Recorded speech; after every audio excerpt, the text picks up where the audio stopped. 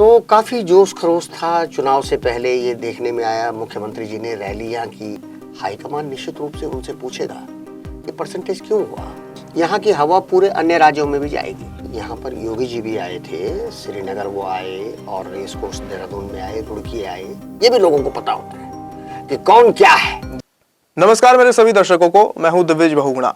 उत्तराखंड में लोकसभा चुनाव संपन्न हो चुके हैं। पहले चरण में उत्तराखंड की 5 संसदीय सीटों पर वोटिंग प्रक्रिया पूरी हो चुकी है और चुनाव आयोग का डेटा भी सामने आ चुका है, जिससे पता चलता है कि उत्तराखंड में 2019 लोकसभा चुनाव के मुकाबले इस बार काफी कम वोटिंग हुई है और जो ज्यादा वोटिंग हुई है वो मैदानी इलाके में हुई है, जैसे हरिद्वार वगैरह क्षेत्र में, और पहाड़ी इलाकों में कम वोटिंग हुई है। और चुनाव आयोग के तमाम अभियानों के बावजूद भी, पार्टी के प्रत्याशियों के प्रचार प्रसार की तमाम कोशिशों के बावजूद भी मतदाता जो है वो अपने घरों से बाहर नहीं निकले। और इसके साथ ही जो 2024 का लोकसभा चुनाव है वो इसलिए जरूरी है क्योंकि तमाम सारे मुद्दे हैं, जैसे उत्तराखंड में भू कानून का मुद्दा है, अंकिता भंडारी का मुद्दा है, और खासकर जो गढ़वाल की सीट है वहां पे काफी गर्मा गर्मी का माहौल दिखा, खासकर टिहरी की सीट में और पौड़ी की सीट में। तो इन्हीं सारी तमाम चीजों के बारे में बातचीत करने के लिए हमारे साथ मौजूद हैं वरिष्ठ पत्रकार श्री शीशपाल गुसाई जी। सर, बहुत बहुत स्वागत है आपका हमारे चैनल पे। सर, सबसे पहला सवाल तो मेरा यही रहेगा कि इस बार जो उत्तराखंड में वोटिंग प्रतिशत जो चुनाव आयोग के डेटा से हमें देखने को मिल रहा है वो इस बार काफी कम रहा, तो क्या वजह रही सर इसकी? इसकी कई वजह हो सकती हैं, लेकिन जैसे मैं ये भी बताना चाहूँगा कि 2022 में हमारा यहाँ पे विधानसभा का इलेक्शन हुआ था। तब हमें ये भारतीय जनता पार्टी को 48 सीटें मिली थी और वोट ऑफ परसेंटेज जो है इनका 44% था और 38 पॉइंट कुछ परसेंट जो है कांग्रेस का था और कांग्रेस रह गई थी। तो काफ़ी जोश खरोश था चुनाव से पहले। ये देखने में आया मुख्यमंत्री जी ने रैलियां की प्रत्येक डिस्ट्रिक्ट में। तो हम कह सकते हैं कि वो रैलियां व्यर्थ ही गई जब हमने यहाँ पे 55% या 55% से और कम, जैसे ऋषिकेश विधानसभा की आप बात करें, हरिद्वार सीट का वो मामला है, हरिद्वार सीट के अंतर्गत है। तो ऋषिकेश में हमेशा 61% वोट जो है बीजेपी कम से कम 40,000 की लीड लेती थी। इस बार वहाँ 50% वोट पड़ा और डोईवाला में भी ऐसे ही रहा और धर्मपुर में भी ऐसे ही रहा।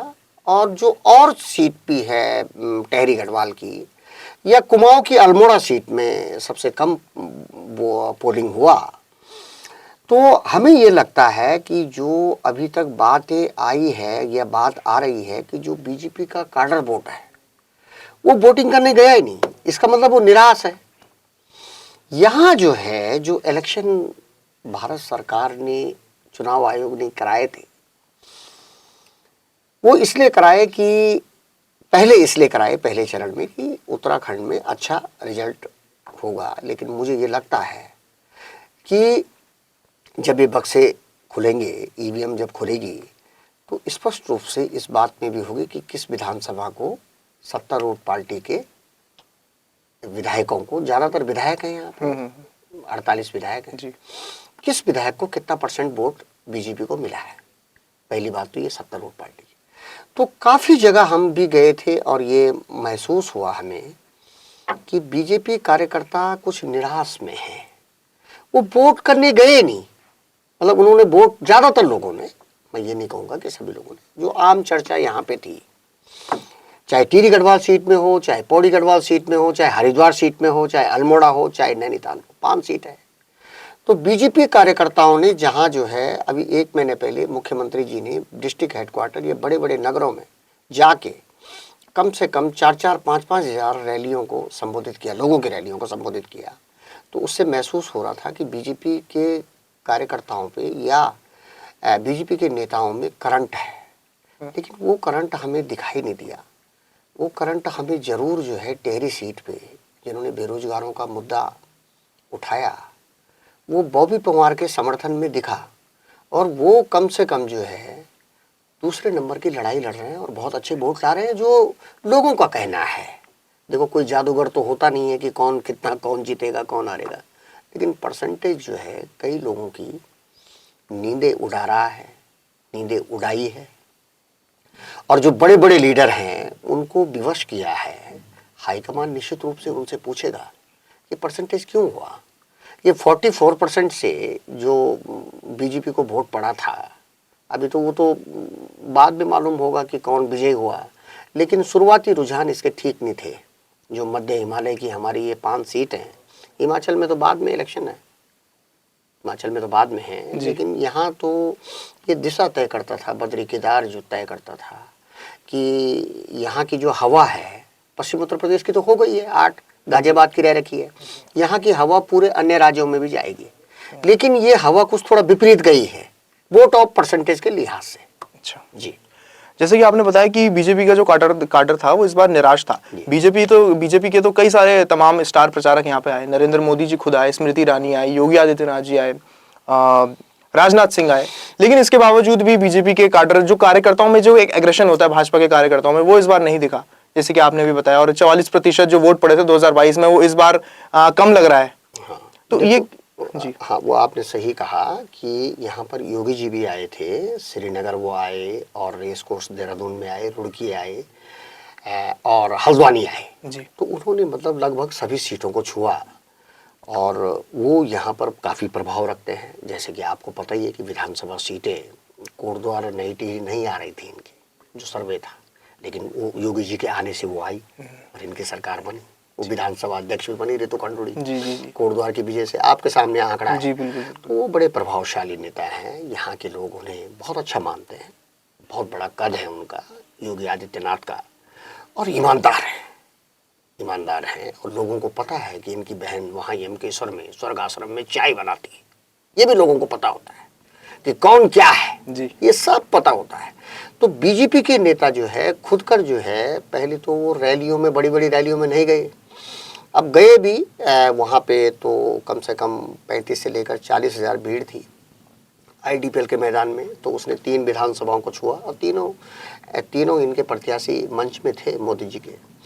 तो काफ़ी अच्छी रैली, वो सफल रैली प्रांगण के हिसाब से, IDPL प्रांगण के हिसाब से मानी गई, लेकिन वो वोट में परिवर्तन नहीं हुई। अब वोट पड़ा है, लेकिन काफ़ी था वो। अगले दिन हमने भी देखा, काफ़ी मंडल अध्यक्षों से हमारी वार्तालाप हुई, तो कुछ निराश टाइप के थे, कुछ उन्हें, या तो कार्यकर्ताओं को काम नहीं मिल रहा है,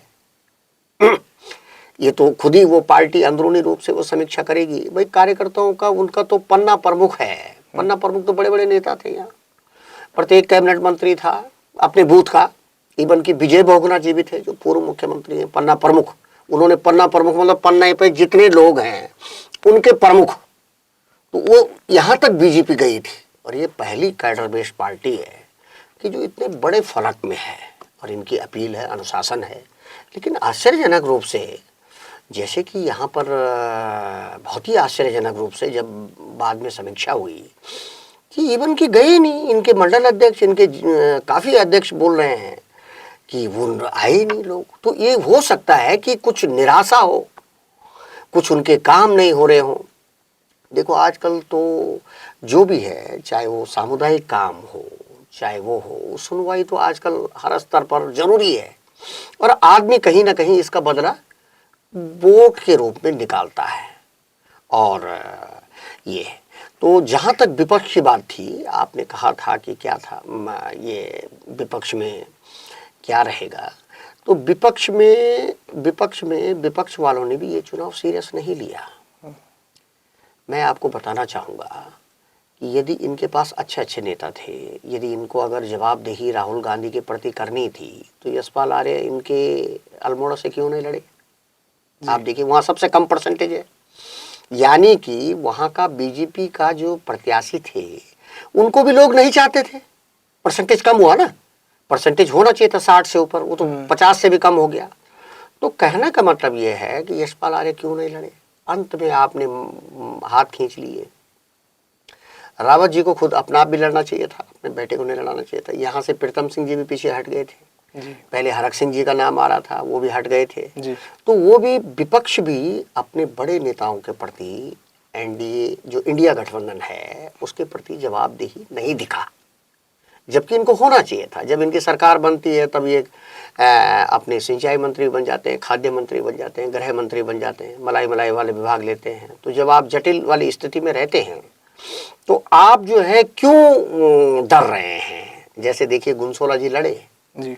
आज लोग कह रहे हैं, हो सकता है दूसरे नंबर पे आए, मैं ये नहीं कह रहा हूँ, पर लेकिन लोग कह रहे हैं कि वो तीसरे नंबर पर आएंगे, लेकिन वो गांधीवादी विचारधारा से लड़े हैं, 2 बार विधायक रहे हैं, निष्ठावान कार्यकर्ता हैं। वो अगर चलेंगे सड़कों में तो लोग उन्हें नमस्कार करेंगे। वो पीछे नहीं हटे हैं। वो यहाँ बीसीसीआई के अध्यक्ष थे, नगर पालिका अध्यक्ष रहे, मसूरी प्रताप नगर के रहने वाले हैं, तो मैदान से नहीं हटे। ऐसे लोगों की इज्जत होती है और विपक्ष भी इज्जत करता है, अंत तक इज्जत करता है जब तक जीवन है, और जीवन के बाद भी नाम लिया जाता है कि वो पुरुष लड़ा है। तो ये सबसे पहली बात तो ये है कि विपक्ष को इसमें भागना नहीं चाहिए था। जब आप सत्ता पक्ष से टकरा रहे हैं, सत्ता के पास, सत्ता जाहिर तौर पर ये है, किसी की भी सरकार है, सत्ता पक्ष के पास संसाधन ज़्यादा होते हैं और संसाधन से ही हर चुनाव लड़ा जाता है। आपको पता है, घर से बाहर आदमी तब निकलता है जब गाड़ी आएगी जी। आज जमाना, ट्रेंड बदल गया ना आजकल वोटरों का, तो ये रहा जी। सर, मैं एक ये पूछना चाहूँगा कि इस बार जो है कई सारे क्षेत्रों में चुनाव का बहिष्कार भी हुआ, जैसे पिथौरागढ़ में भी हुआ, उधम सिंह नगर में, मसूरी के भी कई गांवों में लोग वोटिंग के लिए गए जी, जौनसार साइड। तो सर ये चुनाव आयोग के द्वारा मतदान जागरूकता का अभियान चलाए गए, स्वीप करके जो उनका कार्यक्रम चलाया गया, लेकिन इसके बावजूद भी वोटर नहीं आए। तो क्या किस ओर संकेत कर रहा है ये जो हमें देखने को मिल रही है स्थिति? जो हमारे उत्तराखंड के मुख्य निर्वाचन अधिकारी हैं डॉक्टर VVRC पुरुषोत्तम, बेहद वो बहुत अच्छे इंसान हैं और उनके उसमें अपील थी, जैसे कि हमने भी सोचा कि उनकी बहुत विभिन्न स्तरों पर उनकी तैयारियां थी और उन्होंने ज़्यादातर निर्वाचन लोग करें, वोट ऑफ परसेंटेज बढ़े, इसके स्तर पर, विभिन्न स्तर पर, प्रत्येक डिपार्टमेंट के स्तर पे, सरकारी डिपार्टमेंट स्तर पे उन्होंने कार्यक्रम किए। लेकिन नतीजतन जो है, जब पब्लिक ही घरों से नहीं गई, आप खुद ही बताइए, कांग्रेस वाले तो पहले से बेरुखे थे भाई, उनकी सत्ता गई हुई काफ़ी टाइम हो गया है यहाँ उत्तराखंड में। अब बीजेपी वाले भी जब वोट नहीं कर रहे हैं तो आप क्या करोगे, कहाँ से परसेंटेज बढ़ाएगा अधिकारी, जब वोट डालने के लिए उत्साह ही नहीं रहा। अब वो जहाँ तक बात ये है कि पूरी तरह से कहीं भी हमको अप्रिय घटना नहीं मिली, सब शांतिपूर्ण इलेक्शन रहा, लोग इंतजार करते रहे 5 बजे तक। अब जब आए नहीं, मैं राजीव नगर पोलिंग स्टेशन का मतदाता हूँ, देहरादून का, रायपुर विधानसभा में आता है रिस्पना पुल के बगल, वहाँ 7 निर्वाचन अधिकारी थे। तो जब मैं पोलिंग डालने वहाँ पे गया तो कोई था ही नहीं। SSP साहब आए तो कम से कम 6 गाड़ियों के साथ आए, उन्हें देखना पड़ता होगा सुरक्षा व्यवस्था में, लेकिन उस साथ ही नहीं। मैंने लोगों को पूछा, उन्होंने कहा जी थोड़ा धूप है, आए थे अभी एक दो आदमी आ रहे। 7 पोलिंग स्टेशन थे, 7 पार्टियां थी देहरादून रिस्पना पुल के बगल।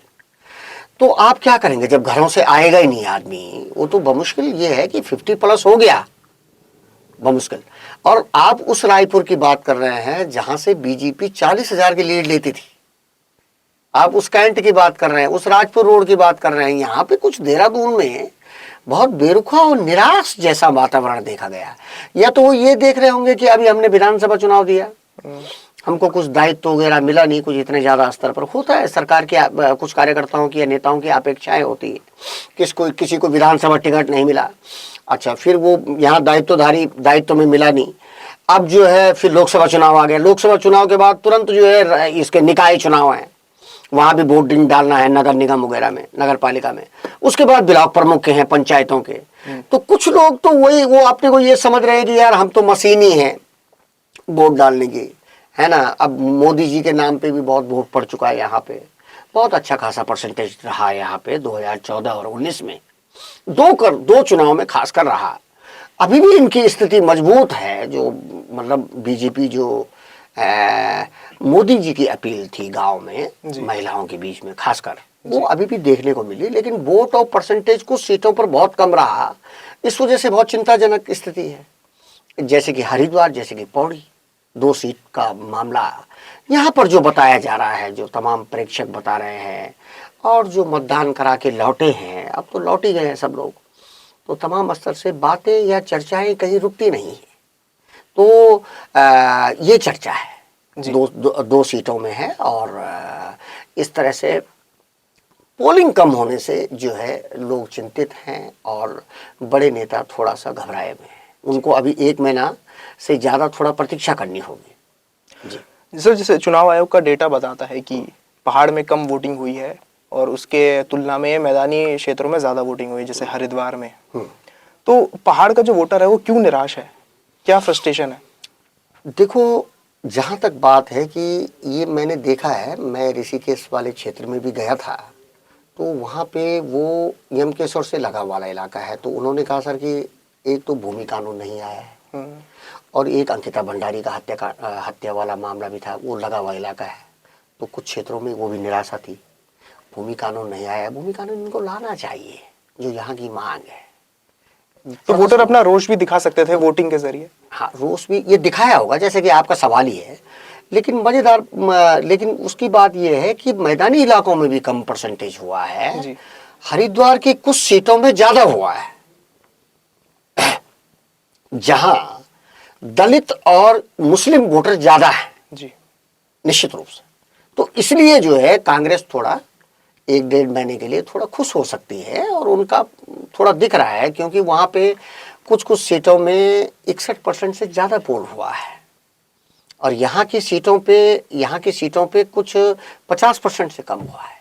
जी। तो जाहिर तौर पर आपने परसेंटेज वाली बात की है, तो कांग्रेस के जैसे हरिद्वार में 5 एमएलए हैं, तो उनका परसेंटेज ज्यादा हो गया है ना। तो ज्यादातर वोटर जो है, अल्पसंख्यक वोटर भी थोड़ा है वहां पे, जिनके दम पे कांग्रेस के जो कार्यकर्ता हैं अपने प्रत्याशी के पक्ष में दावा कर रहे हैं। अभी तो दावा ही कह सकते हैं जब तक पेटी नहीं आई, लेकिन त्रिवेंद्र सिंह रावत भी अच्छा चुनाव लड़े, और त्रिवेंद्र सिंह रावत तो व्यक्तिगत रूप से अच्छा चुनाव लड़े, और उन्होंने कोशिश की कि जो वर्तमान में विधायक लोग हैं बीजेपी के, वो हमारे साथ आए। लेकिन बहुत आश्चर्यजनक बात है कि जहाँ से बीजेपी 14 में या 19 में 40-40 हजार वोटों से आगे रही, वहाँ कम पोल हुआ। फौजियों ने भी मतदान किया है, और फौजियों ने भी, वो तो जहां मतदान करते हैं आपको पता ही है जी। लेकिन फौजियों ने भी मतदान किया है। तो अमूमन आम जनता में 2024 का इलेक्शन हमारा 18वीं लोकसभा का हुआ, जी। वहां थोड़ा उत्साह कम देखने को मिला। जी, आपके हिसाब से क्या लगता है कि जो कम वोटिंग हुई है ये किसके पक्ष में ज्यादा फायदा पहुंचा सकती है आपके हिसाब से? जो देखो, आपको अनुमानित है। अगर जो होता है, हमें ट्रेंड ये देखा गया है, जब सत्ता पक्ष होता है, सत्ता पक्ष के दरमियान कोई भी चुनाव होता है, जी। तो यदि अगर वो ज्यादा परसेंटेज हो गए तो सत्ता पक्ष के पक्ष में जाता है, और अगर कम हुआ तो वो विपक्ष में जाता है। तो जैसे कि हमने 2009 में देखा, 2007 से लेकर 2012 तक बीसी खंडूड़ी और निशंक जी की सरकार रही, जी।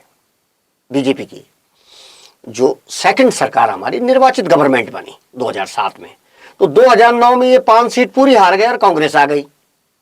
ठीक है, तो कांग्रेस तो सत्ता में थी 2004 से, तो 2009 के बाद इनको एक मतलब मंत्रिमंडल में शामिल किया गया, हरीश रावत जी को शायद, है ना, तो किया गया। तो हमेशा ये माना जाता है, तो उसमें अंडर करंट था कांग्रेस के प्रति, कांग्रेस ने पूरी 5 सीट जीती। ऐसा भी नहीं है कि जब से उत्तराखंड बना है कि सभी बीजेपी ने जीती हो, लेकिन जब जीती बीजेपी ने पिछली बार तो 3 लाख मार्जिन से जीती। जी।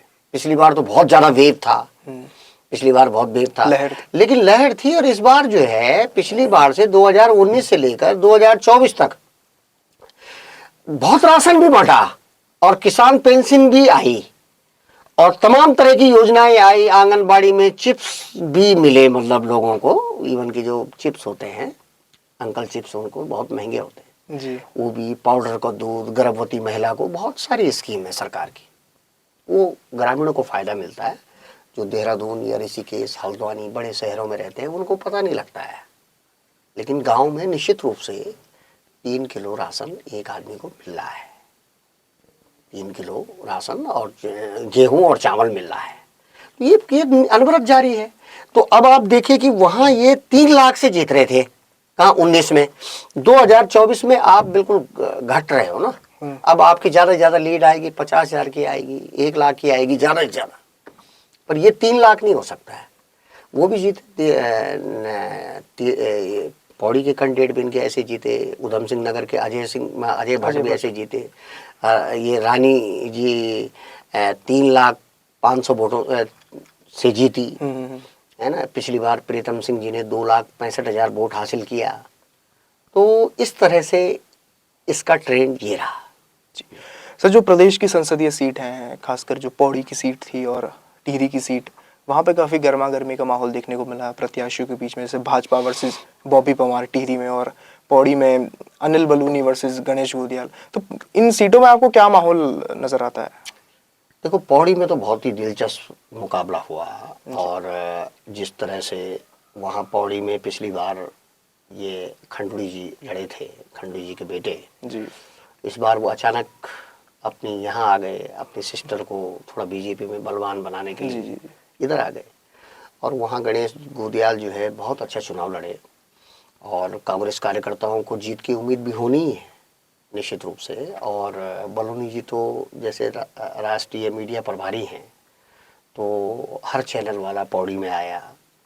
अब वो पक्ष में गया विपक्ष में गया, वो तो पेटी खुलने के बाद पता लगेगा, लेकिन वो कुल मिला के बहुत आए। मोदी जी भी आए ऋषिकेश, और अमित शाह जी कोटद्वार में आए, और श्रीनगर में योगी जी आए। ऐसा कोई स्टार, राजनाथ जी गौचर वगैरह में आए, तो ऐसा कोई स्टार नहीं था कि जो यहाँ नहीं आए। और लोगों ने ये संकेत दिया, राजनाथ जी ने तो यहाँ के कहा कि आप हम पे छोड़ दीजिए जिम्मेदारी, मतलब आपको केंद्रीय मंत्री बनाएंगे, केंद्रीय कैबिनेट में लेंगे, है ना। और उन्होंने भी कहा, अमित शाह जी ने भी कहा।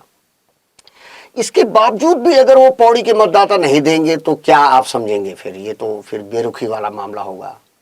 तो निश्चित रूप से पौड़ी बड़ी हॉट सीट रही, और बलूनी जी ने खासकर ये जता दिया है कि केंद्रीय नेतृत्व तो उनके साथ है। यदि अगर इतने बड़े बड़े नेता हर तीसरे दिन वहाँ पौड़ी में आ रहे हैं प्रचार करने, तो उनकी ताकत रही होगी निश्चित रूप से अपने संगठन में, कि जो इतने बड़े बड़े लीडर्स को ला रहे हैं, जो सरकार बनाने में अहम फैसला लेते हैं। जी जी ठीक है, बहुत बहुत शुक्रिया सर। तो ये थे हमारे साथ वरिष्ठ पत्रकार शीशपाल गुसाई जी, जिन्होंने बताया कि उत्तराखंड में जो वोटिंग प्रतिशत है वो पिछले चुनावों के मुकाबले काफ़ी कम देखा गया, और राजनीति में भी कई सारे समीकरण प्रदेश में देखे जा रहे हैं। तो आप लोग भी कमेंट करके बताइए कि इस बार 24 के चुनाव में क्या कुछ नतीजे, क्या कुछ रुझान उत्तराखंड में देखने को मिल सकते हैं। फिलहाल के लिए हमें दीजिए इजाज़त। नमस्कार।